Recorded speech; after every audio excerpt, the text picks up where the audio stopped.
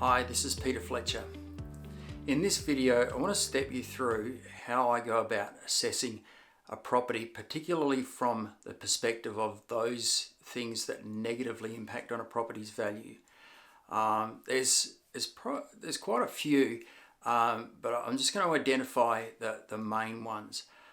The first one, and it's one that people miss a lot, is noise. So noise comes from road, typically road noise. It makes life pretty uncomfortable in a property. Rail can also be a bit of an annoyance, especially if you live like really close to a rail line and you're hearing the sound of the train horn going off, whatever you call that. It's not great. And airport noise. You might think, well, yeah, they're all pretty obvious, Peter, but a lot of people, they don't listen for those things when they're inspecting a property. People tend to sort of run through the front door and go straight to the kitchen and the bathroom and look at the stone bench tops and the stainless steel appliances and fall in love with those things and forget to just sit out the back patio and listen. And quite often noise isn't you can't hear it at like all the time. So airport noise, for example. So where I live in Lathlane, it's actually impacted by a flight path at only when the wind is blowing in a certain direction. And when it is, we actually get a lot of air traffic coming straight over top of our property. And look, it's not terrible, but it's not great, and you'd prefer not to have it. So the thing is that you've actually got to do some research and find out, well, is this property affected by a flight path, like they've got a noise map. The airport have got a noise map, so it's important to check that out.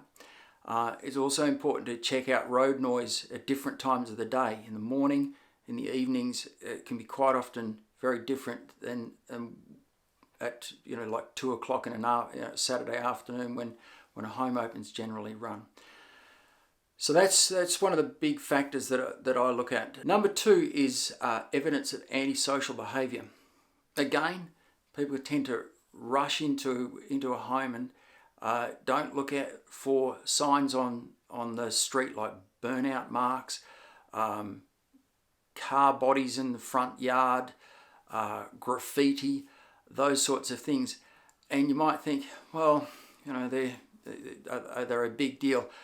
Well, they're not a big deal until they are a big deal. And if you've got a neighbour that is going to cause you a lot of problems, and the signs were there with car bodies in the front yard, lawns and gardens that have haven't had any sort of maintenance for ages, burnout marks, broken bottles, that sort of thing. Be very, very careful about buying in that location, because my experience is things don't get better with age, or the old saying is bad news doesn't get better with age, and you don't want to be fighting that problem.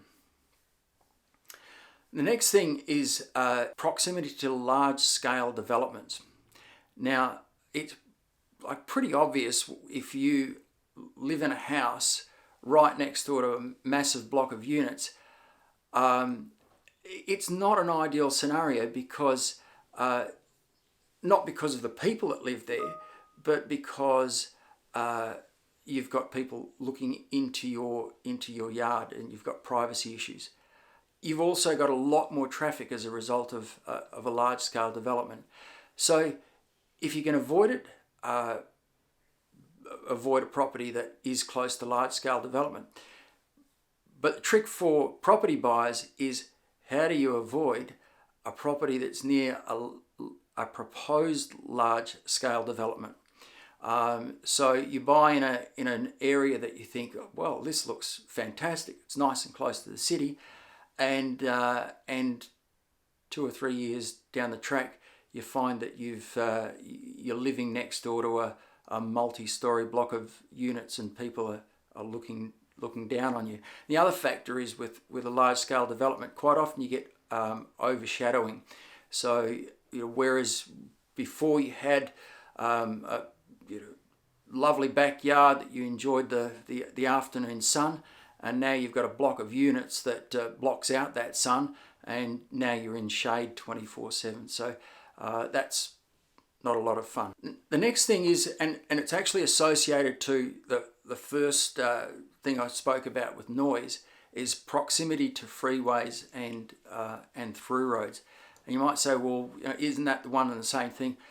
Actually, they're not, because what you have when you've got proximity to freeways is the risk that is posed by being close to a lot of traffic. So you want your kids to be able to walk around the streets within bounds reasonably safely. And so if you've got through roads, sometimes you get people speeding along through roads that you wouldn't necessarily get in a quiet suburban street. So it's something that is not ideal, and certainly over time it wears on your patience if you're right next door to a through road, and quite often you'll get more traffic as a result of that proximity to the through road, where people trying to get onto the freeway and onto that through road access to the freeway. Final one, and this is something that very few people pick up on, is unregistered property interests. Unregistered property interests are things that are going to affect the enjoyment of the property,